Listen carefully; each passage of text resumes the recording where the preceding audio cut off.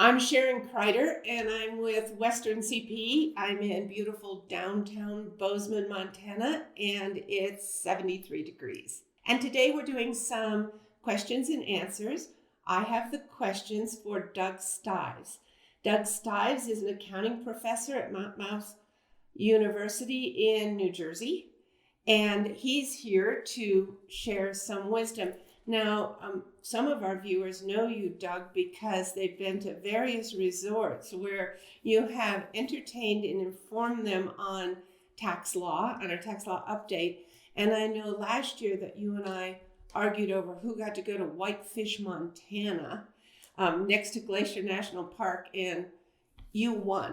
All right, our first question is the deadline for filing the individual Form 1040 has been postponed by the IRS generously from April 15th to May 17th. Can you tell us a little bit about that and what's not included in this extension? Yes, Sharon, it's good news. I think we all agree with that. I was in my accounting firm's office this morning. I don't go there very much anymore since I've been teaching, but the panic hasn't quite set in yet. They've got another month, and that's a good thing. But the service and Congress and their usual foot dragging didn't do enough. If you have a fiduciary tax return, if you're doing a tax return for a trust in your state, that's still due the 15th of April. If you're doing a corporate return for a C corporation, that's still due the 15th of April. So all they did was push back the deadline for the individual 1040s.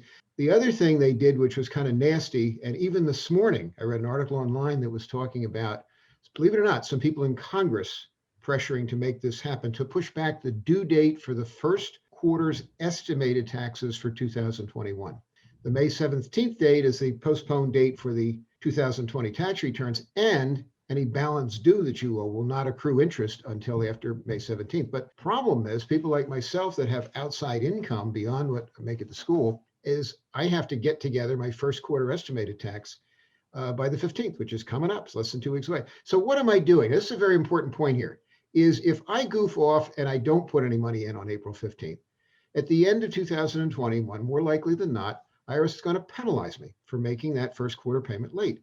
And right, they penalize you at the equivalent of 3% interest. So that's cheap. Yeah, but my money sitting in my checking account is making 1/100th of a percent. So I would be just plain dumb if I didn't take some money out of my checking account and send it to the federal government. And while I'm at it, the state of New Jersey, they don't deserve it, but I sent it to them anyhow, just because plain old economics doesn't make any sense. So that's what I'm doing. We'll watch it. And if they do push everything back, one last comment is, remember, May 15th is the due date. If you're not ready by then, you can still get an extension out to October 15th, be another 5-month extension. So just some food for thought there. And don't forget, again, don't miss that first quarter payment. In fact, what I'm going to do, I'm going to send an extension in before April 15th, put some money with it for what I think I might possibly still owe for last year, and what I estimate as I owe for the first quarter of this year. Then any overpayment when I do the return, maybe in May or June or July or August, whenever, will roll over to 2021. So I'm just ducking a penalty. I don't like paying penalties. Nobody does. Now, we know that President Biden has proposed a $2 trillion infrastructure. So you and I know or expect that there will be tax increases. And certainly during President Biden's campaign, he told us that he wanted to see tax increases. So our question is, what are you doing to plan for your small business clients, assuming that tax rates are going up? Holding onto my wallet is the first thing that comes to mind. They are going to tax, and there's this myth that they're only going to tax the very wealthy. That's partially true, frankly, because remember, at the lower end, they're talking about raising the child credit, going from 2,000 up to 3,000, and maybe even paying that during the year. But to answer your question, for the business clients, what are they going to do with depreciation? You know, and I know that since 2017, we were just having a great time with Section 179 expensing depreciation, and also 168, your bonus depreciation. That could dry up very quickly. The other thing that I know is on the cutting board is the QBI. You and I both respectfully hate that thing because it's so ridiculously complicated, but it saved me money for the couple of years it's been around, and anybody else who does a Schedule C, or for that matter, people in real estate. So many people, it knocked off the taxability of 20% of their income. Remember where that came from, the QBI. It was Congress's reaction to reducing the corporate tax rate from 35 all the way down to 21%. So they said, wait a minute, everybody in the world is going to run out and incorporate. So we have to give the unincorporated entities something. And they did. They just made it ridiculously complicated. So one of my wish list items, which we're going to cover in a few minutes, Sharon, is that they maybe straighten out QBI instead of eliminating it, simplify it. But that's, I'm afraid, really a pipe dream on my part. They're going to pay more tax. And in line with that, you've got to watch your cash flow. If you're having to increase your quarterly estimated payments, whether you're incorporated or not, and you're going to be probably paying more payroll taxes, in the shadows, they're talking about jacking that up. And the states are all broke, so they're going to raise the unemployment contributions and disability and all the things that the state offers as fringe benefits, let alone the cost of insurance, medical insurance, to name one. Who's paying for all these COVID tests? The insurance companies are. You think they're going to sit still and not raise your premiums? Well, then you're wrong. Okay. So businesses really have to suck it up a little bit and watch what they spend. The economy is strong right now. We've come crashing down. And if you run out of money, I teach my students this all the time. You could have the best idea in America, but if your cash flow dries up, you're out of business. Cash is king. Is that what you want to say? Well, that's a Vern Hoven quote that I've always liked. Yes. Okay, well, tell me now, Doug, how are you planning to find staff to handle the inevitable additional work that we're going to have with more rules, more requirements, and changes to what we just learned this year, last year, the year before? Where are you going to get staff? Well, here's a reality. Remember, I teach at a university. I'm full time, and we've been graduating until the last couple of years, anywhere between 35 and 40 accounting graduates every year, and 90% of them were finding jobs, not necessarily with big four firms, but jobs were out there. This year, we're going to graduate maybe 25. I've had a couple drop out of our accounting program. And the reason is this will stymie some people that might be watching this, is accounting's too hard. I don't want to have to go take that CPA exam. But more importantly, Sharon, they're saying to me, I don't want to work 70 or 80 hours a week. That's slave labor. I don't want to go there. So the profession has a bad rap. And I was in my own office this morning, I mentioned earlier, and they have 27 people. So we're a small local firm. They are 3 people short at this point. They just landed a couple of new clients. They have no idea how they're going to service it. They said, Doug, do you have any people that didn't get a job yet? No. A couple of years ago, there were almost no internships. This year, I've got about 6 or 7 kids that are seniors right now that are doing internships as I speak to you. So the job market is stronger than ever, and the pool of graduating accountants is way down. It's not just at Monmouth where I teach, it's all over the country. The AICPA can confirm that. That's a little scary because when you asked me the question a minute ago, you said, Doug, with all these new regulations, and GAAP isn't going to get any easier. Those boys up in Connecticut, they don't sleep much. They crank out some of these things that make tax law look simple. So the big message I'm going to leave before I stop talking is raise your rates and throw out your non-profitable clients. If they don't pay you, throw them out. Get them an extension and say, when you pay me, and for last year's you still owe me, and pay me for this year ahead of time, I may consider doing your work. I'm just overwhelmed. You can't get into a hospital that's full. You can't get into a doctor's office if their appointments are taken. So why do we roll over and play dead for some of these clients that don't want to pay us what we're worth? I'll calm down and go to the next question. Hey, Doug, you and I know that changes are inevitable. We are going to have tax changes. Maybe later this year, maybe next year, something's going to happen. Do you have a wish list of changes you'd like to see? And before I let you answer that question, you probably have seen that I wrote as if I were advising President Biden on what I think tax changes ought to be. And a lot of what I started with is it's horse trading. We didn't like the term, they traded this for that.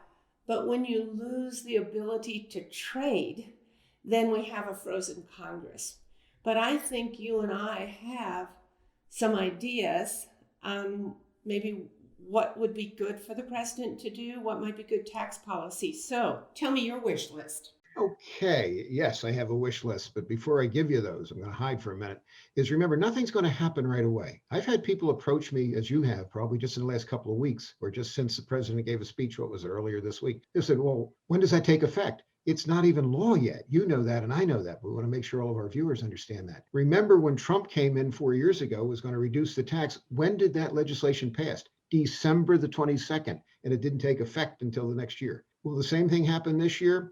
I don't know. People have been scared to death. Are they going to make it retroactive to January 1st? They can. And somebody challenged me the other day. No, they can't do that. They can do whatever they want. They're the US Congress. What are you going to do? Sue them? So yeah, there are going to be rate increases. There's no question about it. And then to get to my wish list, the 2 things I have written down here is they have to fix the QBI. I mentioned earlier they might actually get rid of it. What I think is just so unfair and just unfathomable is the fact that People like you and me, Sharon, as CPAs, we don't get the QBI. But if my neighbor, who's a very successful plumbing contractor, makes $1 million, he doesn't pay tax on 20% of that. Where's that going? The plumber, the electrician, I respect these guys, but we work just as hard, if not harder. So I wish they would simplify, just get rid of the whole SSTB thing. You said, well, as you mentioned, horse trading. Okay, so then reduce it from 20% to 12.85%. Take some of the benefit away by giving back to those of us that are the specified service trader businesses. Second on my list is step up in basis. Now, I'm going to be reasonable on this, is if somebody dies and they're worth $100 million, and all their assets get stepped up to that dated death value. Sure, there's a bunch of estate tax unless they've done some careful planning. We know that. But maybe there should be some kind of a ceiling. And they've been banging around in Washington the last few weeks talking about, well, the first million you could still step up in basis. And just to make sure everybody knows what we're talking about, if I have IBM stock that I paid $1 for 50 years ago, it's now worth $100 and some. If I sell it, I have a gain of almost the whole $100. If I leave it in my estate, my kids take it over and sell it the day after I die, which they told me they're going to do, then what happens? They pay no capital gains tax. They get a step up in basis. That's been around forever. It's been on the chopping block before. It's there. And say, some people may shoot me for saying this, but maybe they tone it down a little bit. I always quote the Canadian method. You probably know if somebody dies in Canada, there's no estate tax as such, but the estate pays capital gains tax as though the decedent sold everything that they own on the date they died, with some notable exceptions, their primary residence up to a certain value. And I think it's the first $50,000 or $100,000. I'm guessing at those numbers. Congress knows about this, and that's very likely what may happen. And frankly, I could live with that. You pay the capital gains tax, and then you've got your step up in basis, but you had to buy it. And I mean, I could get real prolific here and say, let's not have a rate increase. That's unrealistic. We have to have a rate increase. I'll leave you with this. Does anybody realize how much $1 trillion is? In most of my presentations, I show a slideshow that says if you take $1 for every second, $1 a second, $60 in a minute, and so forth, how many years until you reach 1 trillion? Not 5 or 6 trillion as Congress has spent in the last year, $1 trillion. The answer is 31,710 years, 31710. That's before recorded history at $1 a second, just to get to 1 trill, as I like to call it. These people are out of their minds spending trillions of dollars we don't have. They have to pay for it. So we've got to sit back and we're going to have a rate increase. Will it work? I don't know. One side of my brain says I hope it does. The other side of my brain says I hope it doesn't. We'll have to see what happens, Sharon. If I could give you the prediction on that, I wouldn't be wasting my time. No, you wouldn't be with me, would you, answering tax questions? You'd be down buying stock. Well, Doug, we have a question from a very, very sophisticated tax planner with some questions that I think have application as people are moving their property around. So this is about 1031 exchanges. The tax practitioner has 2 clients, brothers, that did a 1031 exchange.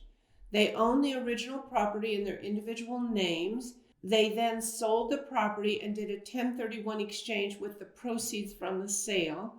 With the proceeds, they purchased 1 property and used the balance of the proceeds to make a down payment on a second property. They currently own both properties in their individual names. And the first question is, they'd like to transfer property 1 into an LLC that they'll be the only members of. They also, in property 2, want to transfer that ownership, but add a new owner, their mother. They'd like to add their mother. So that one would be a 3-member LLC with the 3rd member as the client's mother.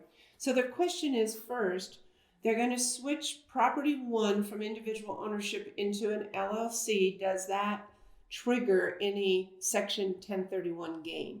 I think everything you said works, Sharon. To answer your last question is by taking property that I already own and contributing it to an LLC, or for that matter, a corporation, which we both agree would be insane with real estate, but some people think it's a good idea. That's not a taxable event. You know, the corporation's 351 protection. What is it, 721 or something protection with a partnership or LLC? We both know that. But here's the thing. I want to go back to the beginning. If they currently, before they relinquished the property they wanted to unload, if that had been in a partnership, you have to liquidate the partnership, because you cannot like-kind exchange. 1031 does not apply to partnership shares. But you didn't say that. You said they owned it 50% one owner and 50% another individual owner. Okay, so I think you're okay with that. And again, go back to it. If you say, oh, well, then the deal won't work because it's already in a partnership, liquidate the partnership. And I hope people remember that when you pull assets, no matter how appreciated they are out of a partnership, it's not a taxable event till you sell it. So you do that first. In this case, that's not applicable. Okay, so then what did they do? They went out and they bought two properties. Can you replace one with two? Absolutely. Can you replace fractional ownerships with fractional ownerships? Absolutely. As long as, again, let's go back to step one, it has to be business or investment property. It can't be their home and can't be a property that any of them have lived in for at least 2 years before they buy it and at least 2 years before, after they replace it. All the other rules, you have the identification of 45 days, the replacement within 180 days. You mentioned they put a down payment on the second property. I hope that they closed on it and put the rest of the money up. And then last but not least, bringing the mother in. I don't see that as a problem. If she were to invest some money in, okay, that's fine. Or if they were to gift a third ownership to that after the deal is all settled and done. My own common sense would be, and I've done hundreds and hundreds of 1031s, don't do that right away because I'm starting to think like an IRS agent, which is downright scary. You can say, wait, where'd this third partner come from? Let it settle. If you're doing it in 2001, maybe in late 2022 or 2023, you bring mom in and think about it. If she now owns a third of that property, clearly she's older than her children. When she dies, they get a step up in basis, unless what we talked about a little earlier, Congress decides to outlaw that. One last pop before I sign off here is Congress is thinking about, they thought about it even as recently as 2017, to only allowing taxpayers to defer tax on 1031 like kind exchanges on up to $1 million. They haven't forgotten that. So that very likely will come to the top of the heap. And as we all know, it's going to depend on how strong the real estate lobby is. And it's strong. We know that. Think of all the favors that Congress has done for the real estate. I'm not against that. The best example is QBI. Remember when that came out? Well, it doesn't apply to realtors. They said, oh, yes, it does. And they forced it in at the last hour. So 1031s are alive and well for now. If a client came to me and said, I'm thinking about doing it, I said, do it sooner than later. Because if you do it, or you sit on it and you don't get it done before they change the law, you could be a very unhappy camper. And with property appreciation so dramatic right now, it might be nice to take your equity in one property and exchange it into two properties and build your empire, your real estate empire. All right. Thank you, Doug. Appreciate you. And maybe I'll see you in Whitefish, Montana this year. There you go. That'd be great.